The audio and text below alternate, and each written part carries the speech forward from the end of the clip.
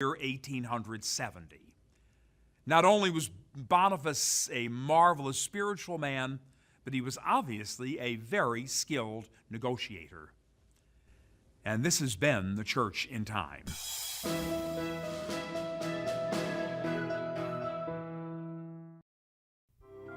O God, I hope with complete trust that you will give me, through the merits of Jesus Christ, all the necessary grace in this world and everlasting life in the world to come.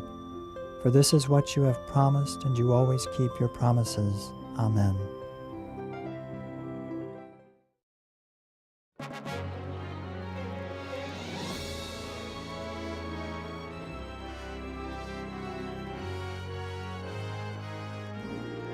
EWTN. Live truth. Live Catholic.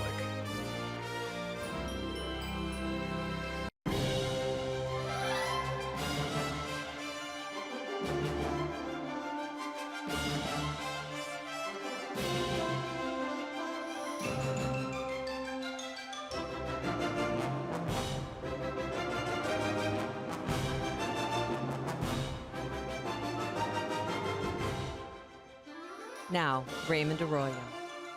A warm welcome to all of you joining us in the United States and the world over. We have a great show for you tonight. If you'd like to comment, send me a tweet. I'm at Raymond Arroyo. Lots to cover this evening. Let's begin.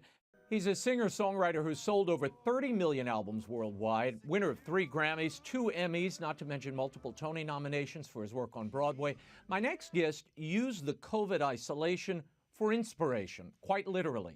He joins me tonight to talk about his brand new album, Alone with My Faith, out March 19th. Please welcome back to the program my fellow New Orleanian, Harry Connick Jr. Harry, great to be with you.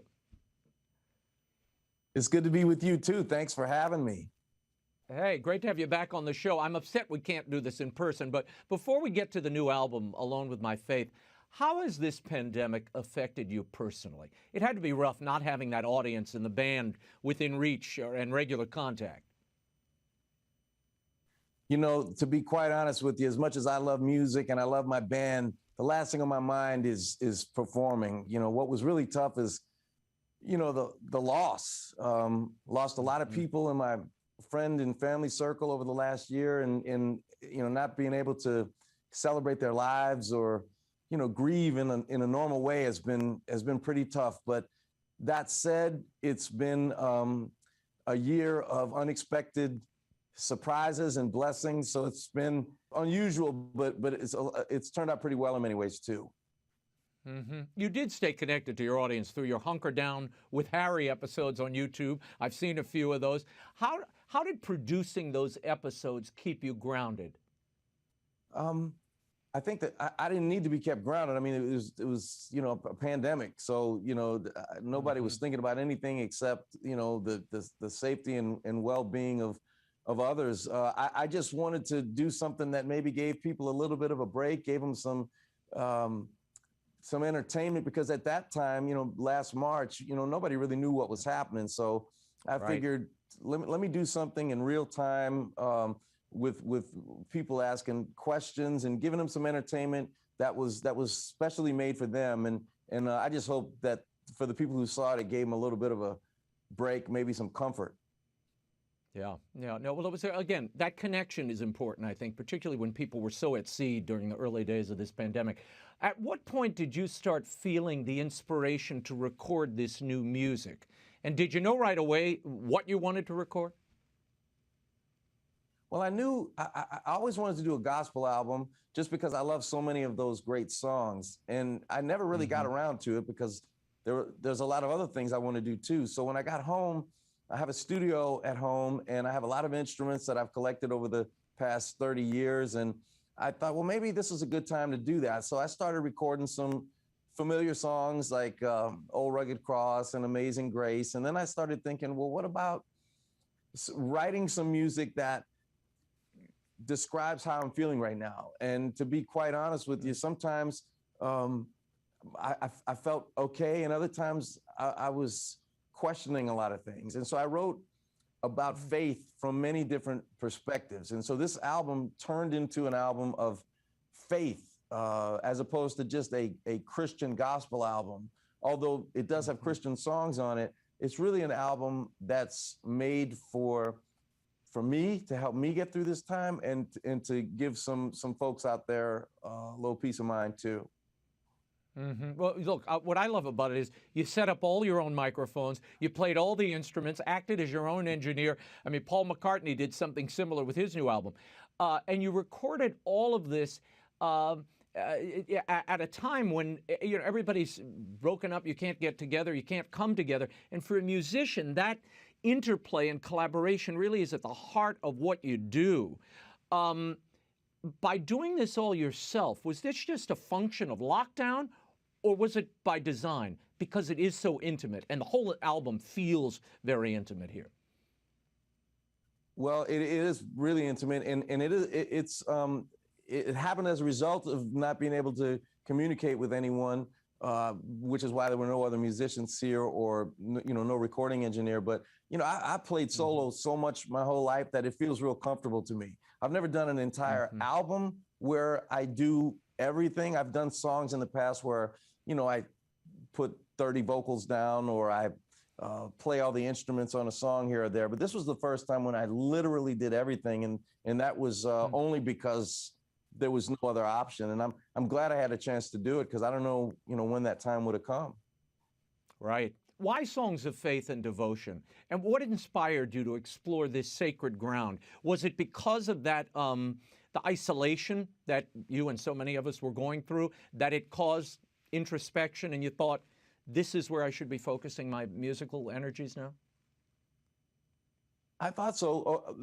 Pretty much. I think that's the reason, because as I was going through it, just like you and everyone else, there were times for me that I really struggled. I mean, I think the amount of people that I lost, that I know, family or friends, over the last year is up to 14, most of which were as a result of complications from COVID. So there were many days where, you can't go to funerals, you can't do anything. So I had a lot of time to think about my faith, about my spirituality. And it put my faith to the test in the best of ways, because those are the times when I really need it. So it felt natural for me to sing songs about it. And the songs that I was singing actually helped get me through, which is what they're designed to do. So it was an experience that probably wouldn't have happened otherwise, but I sure am glad it did. Yeah. I remember interviewing Aaron Neville years ago, and he said during his battles with drugs, he would always sing Lovely Lady Dressed in Blue, and he'd sing it to himself. And it was a prayer that became, he said, medicine for my soul.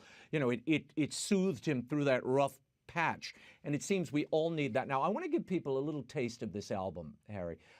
This is the new single, available now, Harry Connick Jr. singing Amazing Grace. Listen. 'Twas grace that taught my heart to fear, and grace my fears relieve.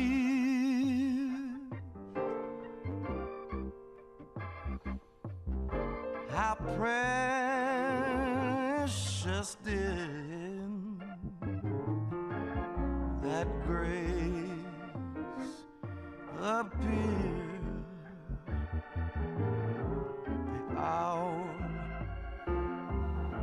I first believed. Now the Lord, He has promised good to me. Harry, you did everything here. You did vocals, you did drums. At the end, they're horns. How did you pull all of this off? I mean, is this electronic, or did you actually play the instruments themselves? Well, it was really important for me to use real instruments. As we all know, like, you can use GarageBand and there's fake trumpets and fake guitars, but I didn't do any of that. The trumpet you hear, the bass, the vocals, the guitars, the saxophones, the trombones, everything is a real instrument. And I started most of the time with a piano track, then I'd add bass and drums, and then I'd add the trumpet or the tenor or whatever other instrument I was playing. And it's a time-consuming process because you have to actually play the instrument. You have to make sure it sounds good on the microphone. Then you have to edit things together and mix it. And so it takes a while, but I loved every part of that process just because that's what I do. Well, you're an orchestrator, you're a composer. I mean, it does tax all of your talents here, and you're pulling from a new place in this album. I have to say, just listening and having listened to you for a long time, there's no shortage of Amazing Grace covers out there. Why did you decide to do that song at this time, as well as Panis Angelicus, which you end the album with? Well, I did Panis Angelicus because my dad told me to. He said, "You gonna record Panis Angelicus on the album?" I'm like, "Of course I am." I had always planned on that, and I hadn't planned on it, but I'm glad I did it. Amazing Grace was one of the ones that just popped into my mind. I figured, even though I couldn't be with people and couldn't really talk about what was going on, this song is a song that everyone knows, and I thought that would kind of bring us together to sort of balance out some of the new songs. But as far as the other songs like Old Rugged Cross, I just love that song. My stepmom, Londa, asked me if I was recording Old Time Religion, and I said, of course I am, but I hadn't planned on that one either. So a couple of them were because I had some people in my life that suggested them, that wanted to hear them. Tell me about the originals. Where did they come from? What's your favorite?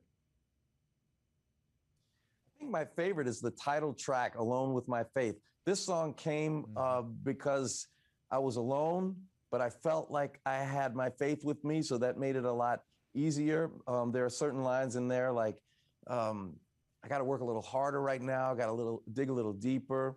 I don't have all the answers, but I've always known that I'm eternally faithful, so I'm never alone. I just wrote how I felt and how I felt other people might feel, and I think that kind of sums up the whole feeling of this album. Yeah, no, it's real and essential, and it feels it's something we need. It lifts spirits as well as acknowledges what we've all lived through and continue to live through. What elements make a great song, Harry? You just did a Broadway show right before this pandemic dedicated to the music of Cole Porter. Tell me about not only the songs you selected for that show, but how you choose the songs for all your albums. What makes a great song for Harry Connick? That's a great question. For me, there's three basic components to it. There are the lyrics, there's the melody, and then there are the harmonies or the chords that go with them. The lyrics and the melody, the most important things. And I think writing a melody that's singable and something that you can remember is a good quality. Having lyrics that can touch you emotionally, or maybe make you laugh or cry, or there's some wit involved. You know, it just depends on the type of song. The reason Cole Porter was so great, among many reasons, is he wrote both the words and the music, but his songs were always a little bit different. He did things in unorthodox ways that made them interesting and made them kind of more memorable.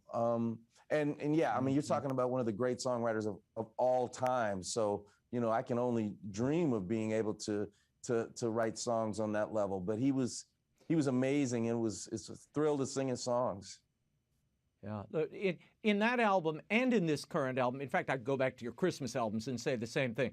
When you orchestrate a song, there are strong and complex counter melodies beneath them that even musicians say, wow, you know, this, and they're subtle, but this is complex. Your orchestrations are not ba-da-ba-da-ba-da-ba-da. I mean, you don't, write the expected. How taxing is that? Where does that come from? And why create those strong counter melodies in an orchestration? Well, let me compliment you on the question. It's amazing that you would ask that. For your viewers who may not know, it's kind of like writing the other half of a conversation. You have the melody, you have the lyrics, and what can I do to accompany that? What kind of melodies can I write in addition to the melodies, or what kind of chords can I put, or what kind of instrumentation? You know, is it going to be brass or strings or woodwinds? in terms of where it comes from, it's not taxing. It's just about identifying with who I am and not trying to be anybody else. I've studied the music of Duke Ellington and Nelson Riddle, among Quincy Jones. But for me, it's about what is the song trying to say? And I heard somewhere that my arrangement of In the Still of the Night was bothersome to this one particular person. And she said that the song is called In the Still of the Night. And you have this giant big band section in the middle. Do you not know what the song means? And I didn't respond, but my answer would be, in the still of the night, this person is going insane, wondering if the person that he loves is reciprocating his love, which is why the thoughts spin out of control and it bursts into this thing. It's not really about the still of the night. It's about losing your mind, wondering if that person loves you. So I think about what the lyrics mean, and I start with a blank page. I don't know what the tempo is going to be. I don't know what the key is going to be. I don't know what the groove is going to be. Is it going to be a ballad? Is it going to be up tempo? And then I just start thinking of stuff, and then it eventually takes shape. And then you have the ability to go back and edit it and refine it. Mm-hmm. You've called the experience of working on this current album a musical isolation chamber or a silent retreat. And I want to tie this to what you were just saying.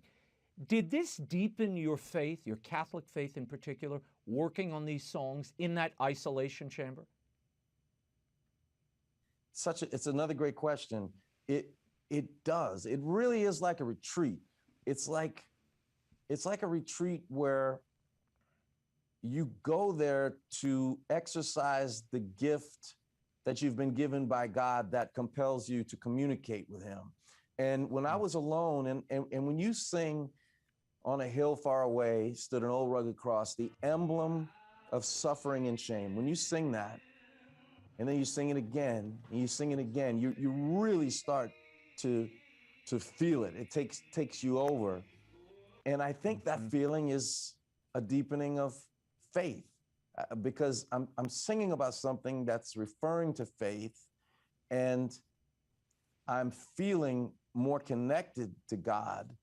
And I think that's what's happening. I think that is actually a deepening of faith. It's a real-time confirmation of what the song is about. So yeah, I think it is a deepening of faith. Well, and I would argue, and you mentioned it a moment ago, when you're working, when you look at that blank page and you're crafting an orchestration and taking something so established and known in the public's mind, and you're refashioning it and working it through your own experience, that itself is its own retreat. I mean, I know from working on books, you get into that zone, and then there's the stuff you never planned for, Harry. There's the Holy Spirit, if I could give it a name. And that's what I hear in between the cracks of this album. You're articulating it far more eloquently than I could. It's exactly right. My dad has dedicated his life to understanding the Holy Spirit and written a thing called the Spiritual Mysteries, and it's amazing. And that's what I think it is. It's like that little tap on your shoulder that maybe says, "Hey, write this down." It's got to come from somewhere. And I think that's what it is. Now, you got to the point in this album where you were ready for the final mix, but you didn't do that in your house. You rented an RV, you drove home to New Orleans to do the final mix. Why was it important for you to finish Alone with My Faith here in our hometown of New Orleans? Because I realized my limitations, and a mixing engineer is a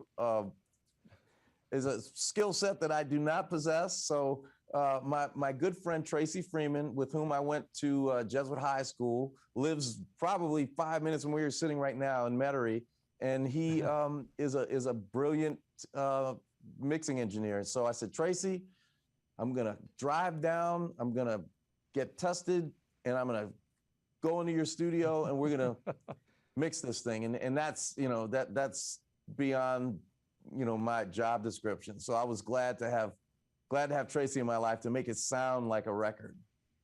Well, and in the place where all that faith originated in many ways for you. So I loved that there was that local touch. Speaking of New Orleans this year, for many, this was the first Mardi Gras that was essentially canceled. Now, I know the mayor's office said it wasn't canceled, but the fact is we didn't have parades, we didn't do anything. You were one of the founders of the crew of Orpheus, which I've ridden in. How did this absence of Mardi Gras, Harry, affect you? People outside of New Orleans don't fully understand this, what it means to us and the rhythm of life. I think, you know, if I missed Mardi Gras because of a personal issue, or if you missed it because of a personal issue, it would be disappointing. Come back next year. But the fact that we all missed it, it's kind of okay. I mean, I know there's varying opinions about Mayor Cantrell and how she's handled the situation. I, for one, support her because we have to stop this virus. I mean, it's hard on everyone. It's especially the people who are out there in the front lines and the essential workers. But you know, I believe we're going to make it through. But you know, you can't have Mardi Gras, and it is what it is, man. You know, we're okay. You know, we made it.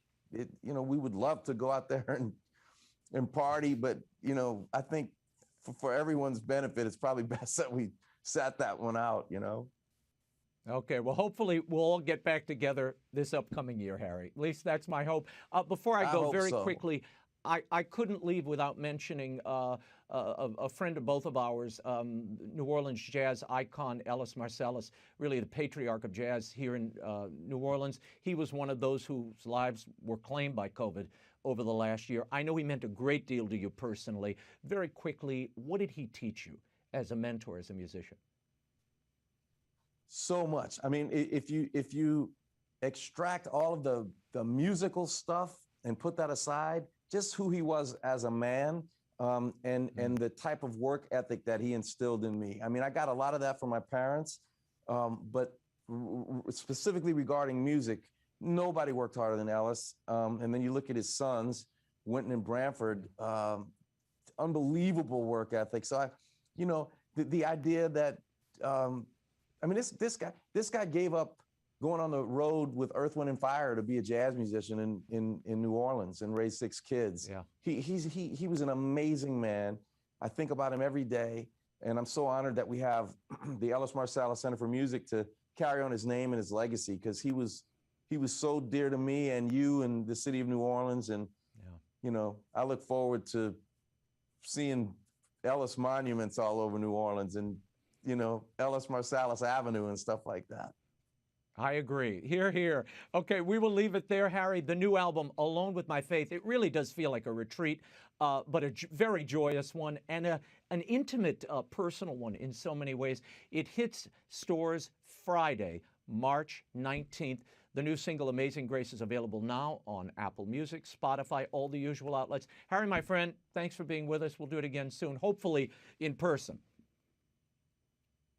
I hope so. You're a really smart guy and a sensitive guy, and I really enjoyed our time together. Thanks for having me back. Me too. See you soon. He is a distinguished actor, best known for his work as Detective Bunk Moreland in The Wire. You may also know him from Treme or The New Odd Couple on CBS.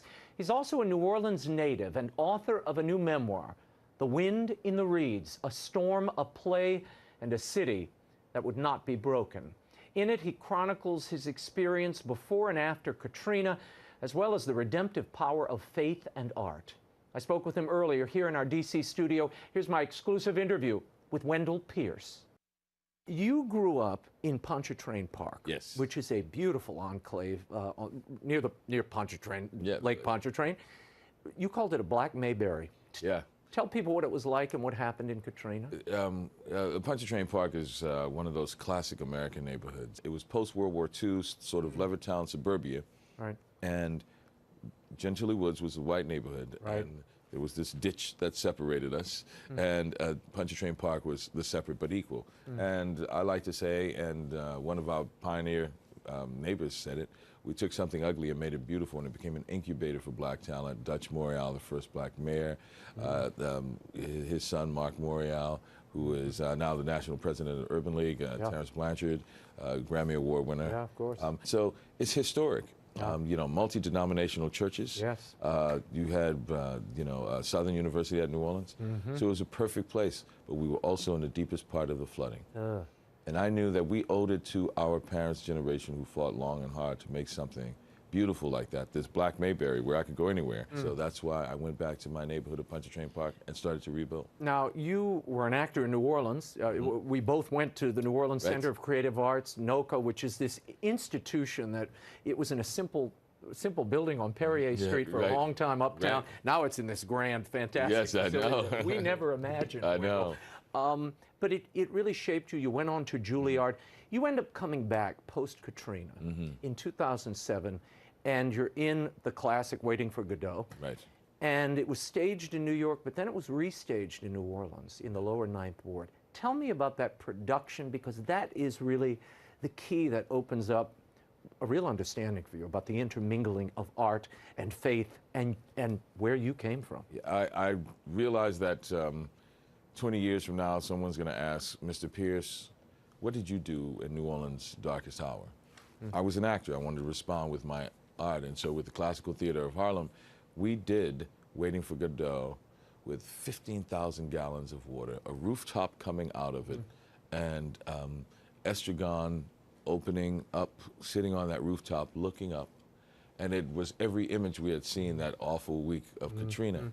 And I waded in through the water and my bags. And so it was an image that was so clear. And we did it in the lower Ninth Ward, right where hundreds had died. Wow. And the play is about the desolation and the loss of these two men. They don't know who they are, where they came from. And out of that desolation, they realize that they're waiting for Godot, someone outside of themselves, some entity outside of themselves, but they have to find it within themselves ultimately to save themselves. That whatever they were looking for was already in them. That's ultimately where the classic play speaks to people. You know?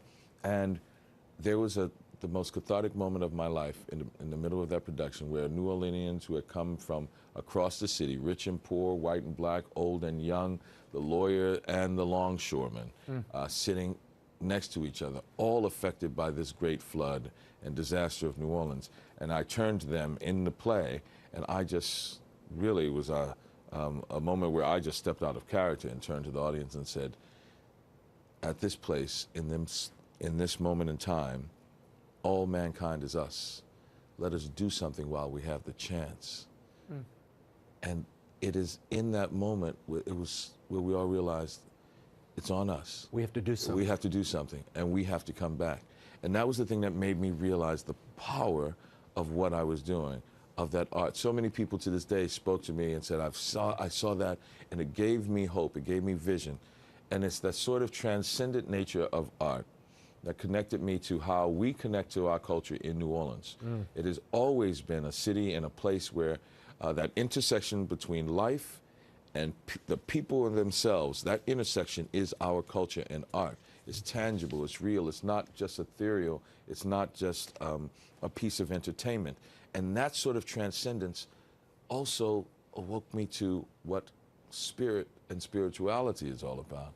And it reminded me how much that was a part of my life too. So that one cathartic moment reminded me of the power of art, reminded me of the power of art and culture specifically in New Orleans, how it was a thing of revelation, it was a thing of rebellion, a thing of insurrection, and also reminded me of the connection and the transcendent nature of, in a brief moment that you can have, mortals can have, where they find some immortality, and that transcendence is really about what spirit is. And it reminded me of the journey that I have when it comes to my faith and my spirit. Yeah, no, and the Catholic faith here of your mother really pops on the pages of The Wind in the Reeds in a tangible way. There's a line, you were just talking about New Orleans, there's a line near the end of the book where you write, the Bible tells us to walk in wisdom toward them that are without, redeeming the time.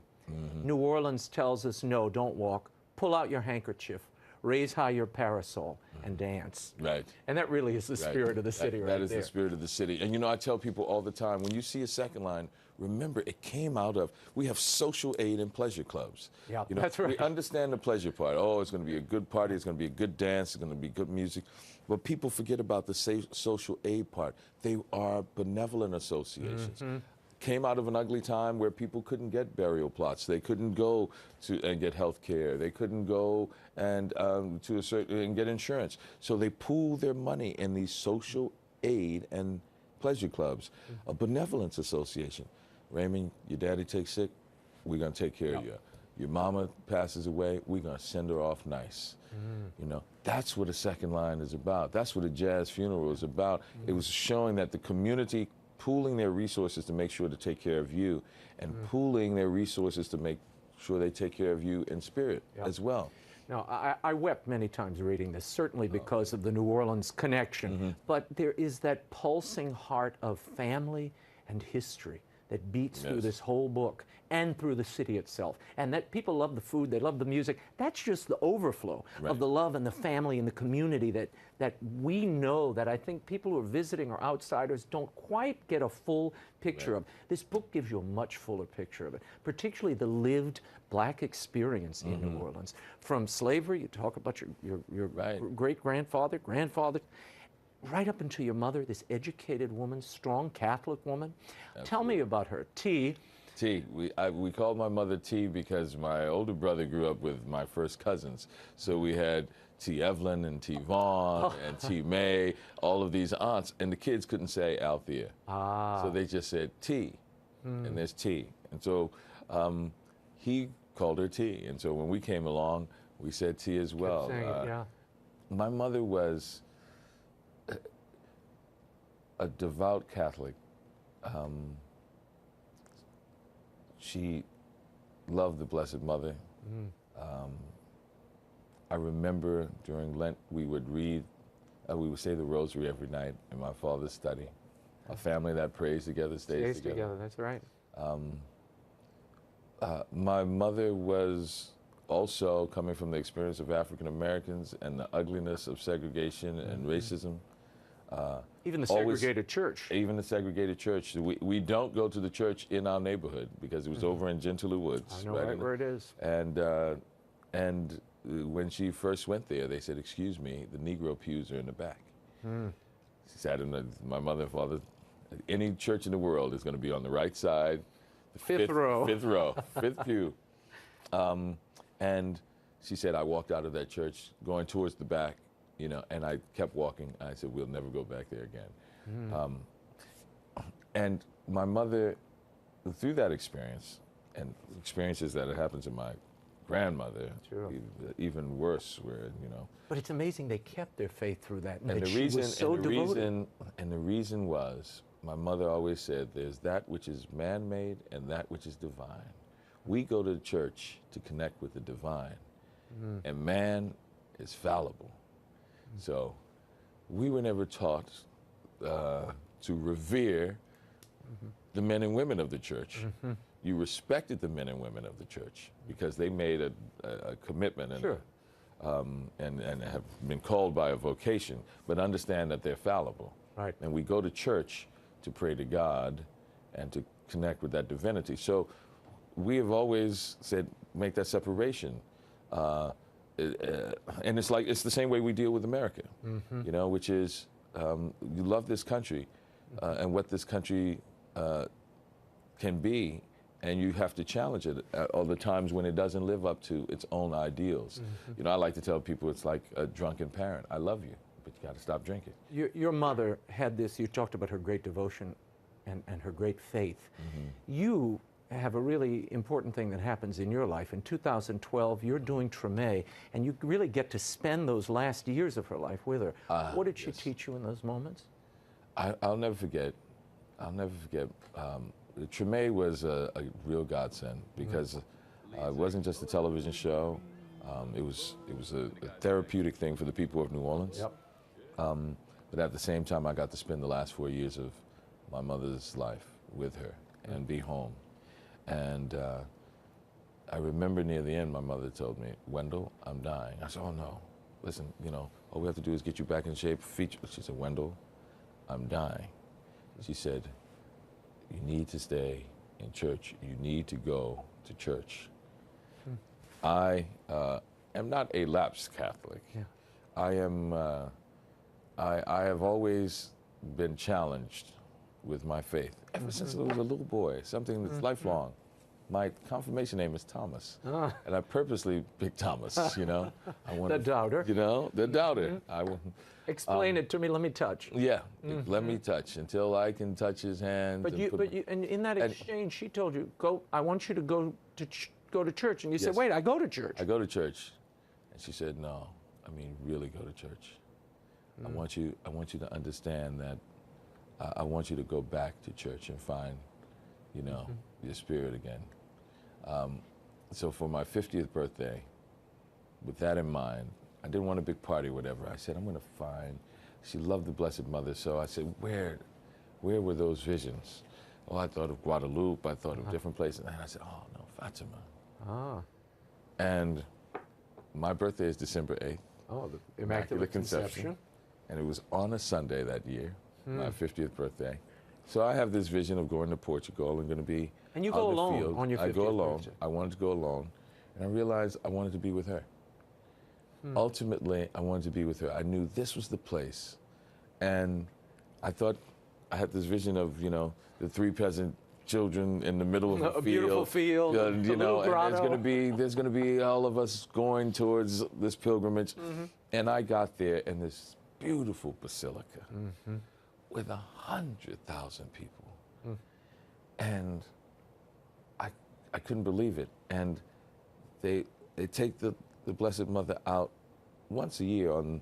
They carry her out. They carry her out for the procession, and this was special because there was the Immaculate Conception. It was on a Sunday, and so they brought her out. And as the procession is leading out, I look as a New Orleanian, and I see all the pilgrims raising their handkerchiefs in the air. Oh, wow. As they say, this was actually after the Mass, they're bringing her back to her place, waving goodbye to the Blessed Mother. And in that moment, I knew that what I was really searching for was what my mother had asked me to search for. Find your faith again. I realized that I was also grieving. It's a year later after her death. And it was that moment that I knew that she was okay. And that she was like, I've given you everything you need. I've taught you everything you need in life. Be the man that I expect you to be. And I could say goodbye to my mother finally. I knew that's what the trip was all about, and that what my pilgrimage was all about. In the book, you say in that moment, she was telling me to keep the faith. I believe, T. Yes. I believe. Absolutely. She was telling me to keep the faith.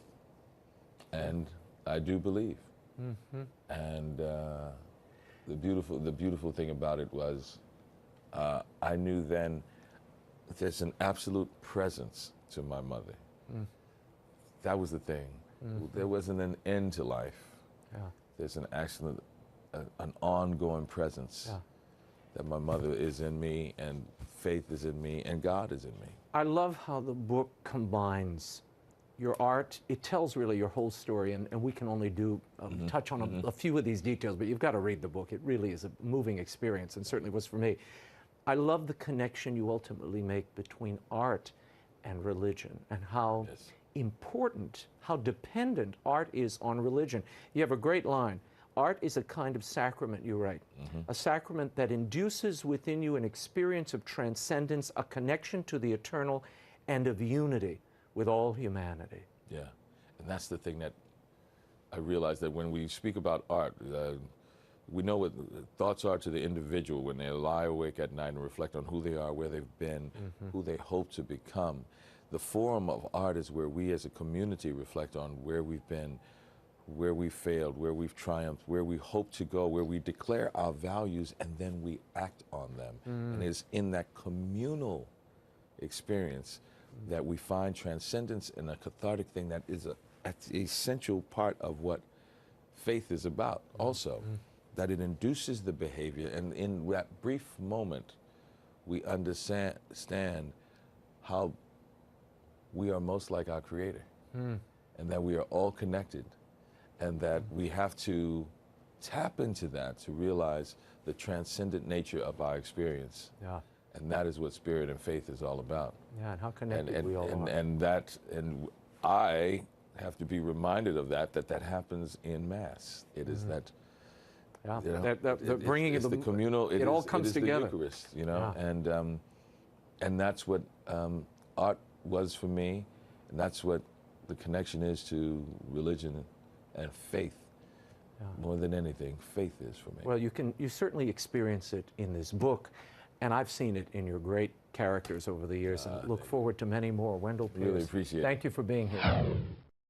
When people say that opposites attract, they might have had my next guests in mind. For the last 2 decades, they have individually advised Presidents Bill Clinton, George Bush, George W. Bush, and Vice President Dick Cheney. Politically, they agree on little, yet they've been happily married for more than 20 years. They met on the campaign trail in 1992 when they occupied opposing camps, one working for Clinton, the other working for the incumbent George Bush.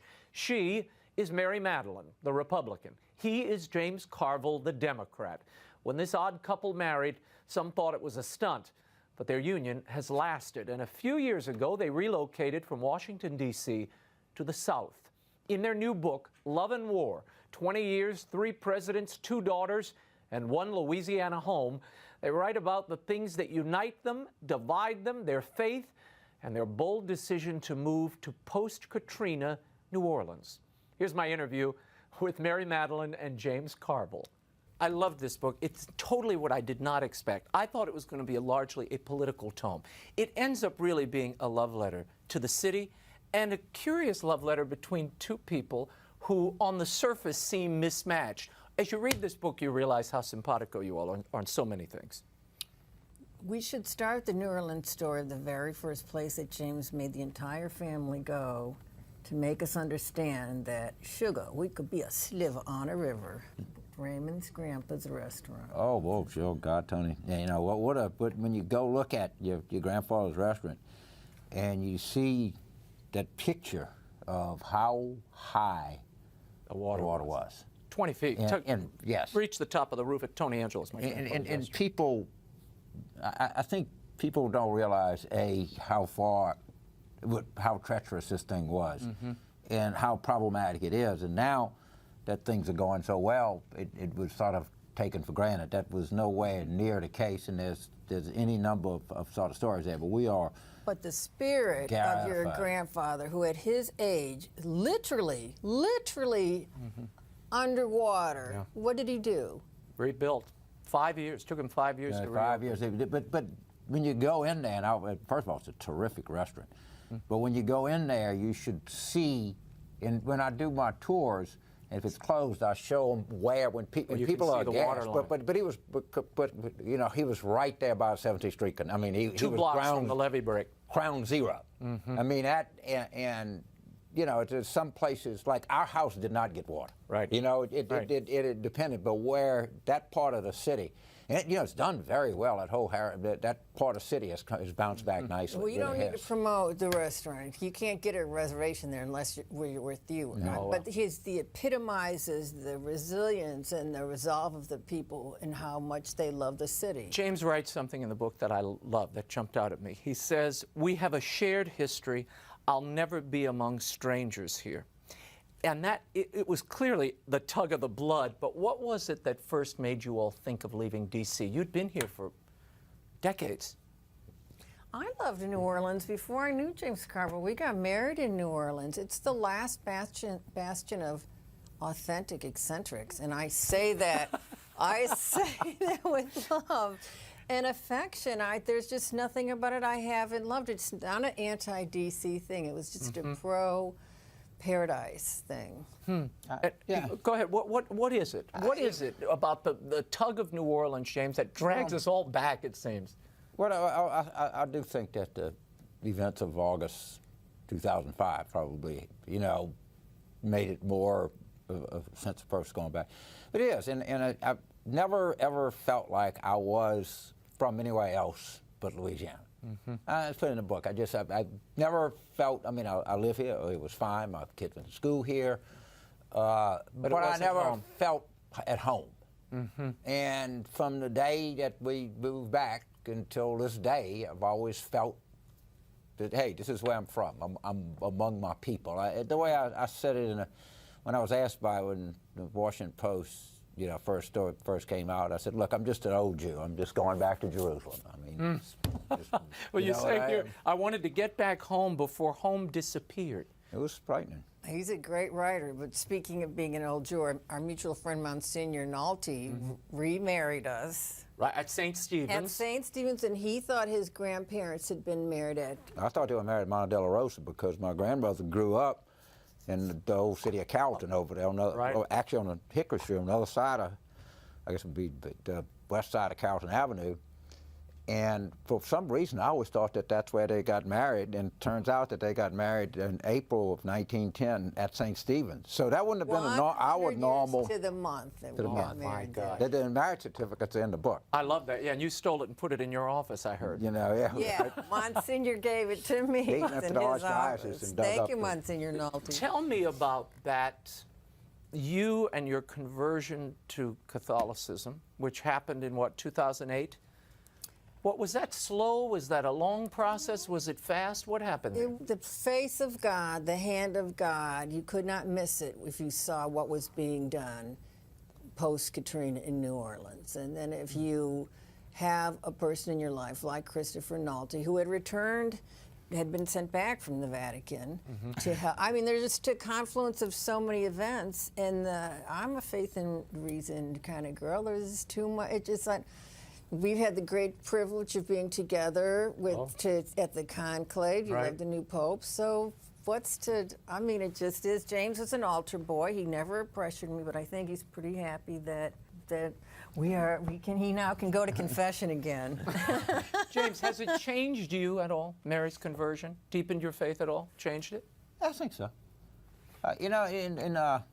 Obviously, the new pope has had a very positive impact on me. I think it's had a very positive impact on everybody else. And I think the church, it stays the same, but while it stays the same, it has to change. And I think we're seeing that. And we're very fortunate to have Monsignor Nolte. We have it's a very... Bishop Amen is a I like the framework, if you will. I grew up oldest 8 children in a big Catholic, very Catholic, very French Louisiana, South Louisiana family, in my lifetime I've seen the church go through a lot, not all good, but I think now it's sort of good because we're seeing a lot more good things happening than bad things, and that's always a good thing. I agree. Let's talk for a moment about the things that you all very frankly discuss here that are challenges to the marriage over these many years, beginning with Mary's animals.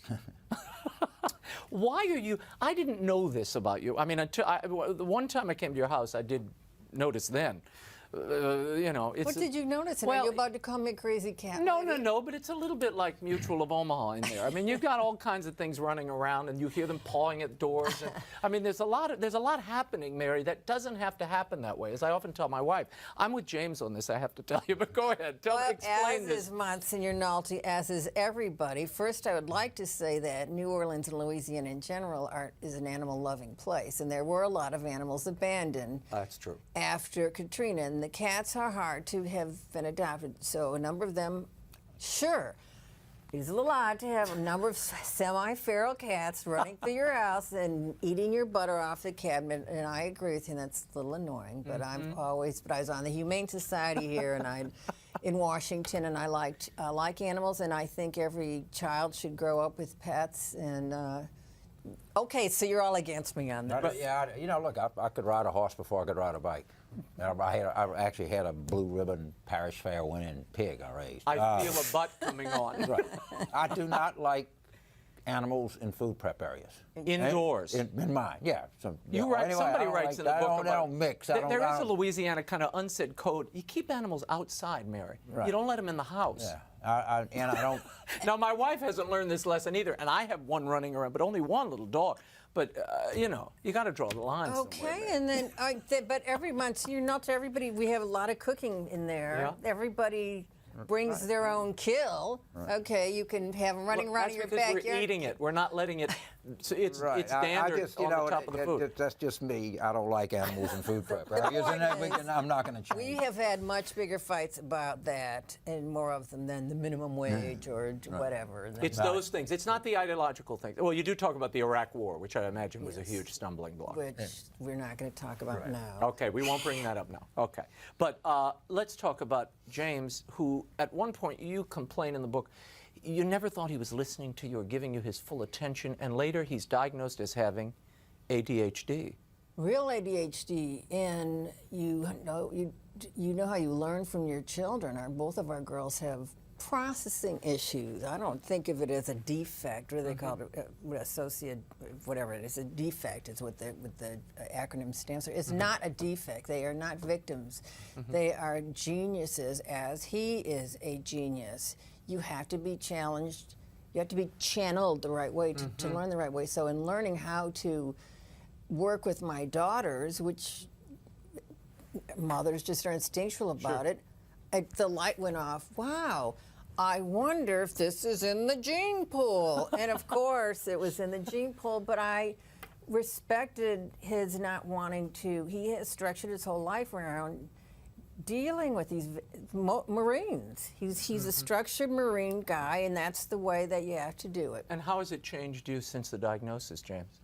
I don't know if it's changed. I mean, it was a very professionally done thing. It wasn't some, hit and run. Fly by night. A lot of tests, a lot of. But I think I know it's explainable. Just to know something is and to some extent, it's sort of liberating. I think. Yeah.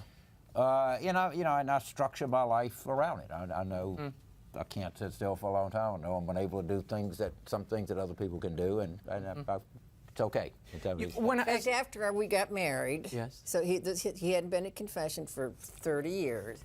Okay. It's a thing that you don't talk about in public. You But don't anyway, need to go say ahead. that in public, Okay, Mary, but I am sorry. I don't know. I know. all the It's rules. just kind of He's just fast at everything. James, as I read the book, I was kind of surprised because people, and I think both of you have sort of fallen into, people have created little boxes that they put you both in. As you read this book, you come away with feeling that neither of you are really ideologues at heart. In fact, James, when he's not hiding under the brim of that hat for my cameras, is you're actually much more of a traditionalist. As I read this, I thought, here's a guy he's willing to change his life to preserve his culture. He's somebody who understands the beauty of that culture and family. Well, most people describe themselves as fiscal conservatives and socially liberal. I describe myself as economically liberal and socially traditionalist. Now, I do have, there's some issues that would not be considered so traditional on. But I do, and I've written a book about this, I think that the preferable way for a child to grow up is with two parents. And I know it's not always possible, but I think that's a preferable way. Ideally, if people say, what's the advice for a successful life? Get married, stay married, go to school, stay in school. Okay, now, that doesn't mean that we need to look down or anything else of non-traditional families, which is certainly the way, but I would prefer, all things being equal, I would prefer that my children would grow up like that. But that's just my own personal view, if you will. And I got married once. I've been married once in my life. I got married when I was 49. So I tell people, waiting for the right one. That's it. And Mary, you come away, as I read this, you come away, your appreciation of nature, your love of animals, all these things, these are not traditionally, Cheney conservatism. It doesn't quite reek of that. Cheney is a conservatism, but I do think I'm an ideologue, and I do think my Catholicism explained it to him and gave me language for it. It's subsidiarity, it's solidarity, so these philosophies all merge. But for the record, Dick Cheney is a conservationist. Conservation is a virtue. It's just not an energy plan. You don't work for him anymore, Madeline. It's okay. I love the You're man. not on retainer Love the anymore. man. Let's talk for a second. Final thing. What's the biggest policy challenge and the biggest challenge of this town, D.C., now with your perspective, not living here any longer? You see what? We do have a daughter at school here, so we are in and out of here. I don't think the biggest challenge is to kumbaya, compromise. It's to it's structural debt, the structural debt. Which includes health care, Social Security, all the entitlements, all those programs that don't even have to go through reauthorization. But what is it about this town, though, Mary? There's something about this town. People don't, they're so divided. People don't talk to each other here. It's a cold place, let's face it. There are relationships, yes, around the edges, but by and large, this is a pretty cold place. Look, first of all, every problem, I think of all the problems we have, the debt is pretty far down the road right now. We have a personal view is that the biggest problem this country faces is we haven't been, for a long time, we haven't been able to get ordinary people's income to grow. And that somehow or another there's this kind of promise at the end of the day that things will be better. And since 1973, for a lot of people, we've been pretty flat here. And the solutions are probably long range and not easy. But and I do think that the biggest problem in Washington is not ideology. It is just swimming in money. And there's just so much money that prevents so many things from on every kind of level, you know. And it's not campaign money. It's all the it's lobbying, lobbying money, everything. It's just really swimming in money, and it prevents a lot, I think, from happening, and oftentimes the wrong things happen. Which is not to say we're not pro-money. We're pro-money. No, everybody's pro-money, but it does have a problem. It begins to corrupt the process in a way that I think people outside of it don't realize. Corrode the process. Yeah. What should be your lasting political legacy? Each of you, I want to answer this. What would you like to have as your legacy in government? That I would like my daughters and their offspring to know that loyalty is a very, very, very important virtue. Loyalty and humility, which you have to have a lot of in politics, I think, huh? Yeah, I hope people remember me as a guy that took what he did seriously but didn't take himself seriously. That's pretty safe. That is a pretty safe one. You know, hey, he had fun doing what he did. Well, I have to tell you, I loved this book for a multiplicity of reasons. It's a fast read, a fun read, and I really feel I know you all better, and I think others will enjoy it. Thank you. Thank you. Thank you. Love you. The book Love and War, 20 Years, 3 Presidents, 2 Daughters, and 1 Louisiana Home is available at bookstores everywhere. Now, in the book, James Carville claims to be a cafeteria Catholic, but I'm sure between Mary and Monsignor Nolte, that too may be evolving. That is all the time we have for now. Be sure to join us next week. Until then, we'll be scouting the world over for all that is seen and unseen. On behalf of the staff and crew of EWTN News, thank you for watching. I'm Raymond Arroyo. Bye now.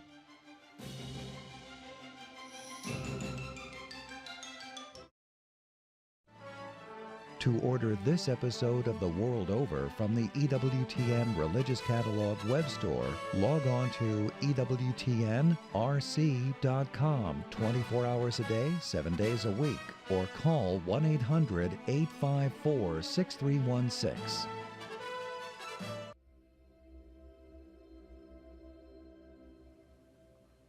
One of the most terrifying experiences in life is teaching your teenager to drive. My daughter had this tendency to focus her attention on the hood of the car. She thought that by focusing on the car itself, she'd keep it going in the right direction. Thankfully, she got the hang of it. You only get to where you're going if you fix your eyes far ahead of the car, right to where you want to be. And that's true of life. We need a focal point that's beyond ourselves to give us perspective. That focal point is the majesty of God. And that's one reason why worship is so important. When you pray, don't just ask for stuff. You might end up more stressed than when you started praying because you just sat in the presence of your problems instead of remembering the greatness of God. Try starting your day with your favorite song of praise, by reciting the Gloria from Mass, or just reading a psalm that tells about the greatness of God. It can point your whole life in the right direction. Behold, the Lamb of God, who takes away the sins of the world. For the sake of his sorrowful passion, join us in daily prayer and thanksgiving for Christ's most merciful heart. The Chaplet of the Divine Mercy, here on the Global Catholic Network, EWTN.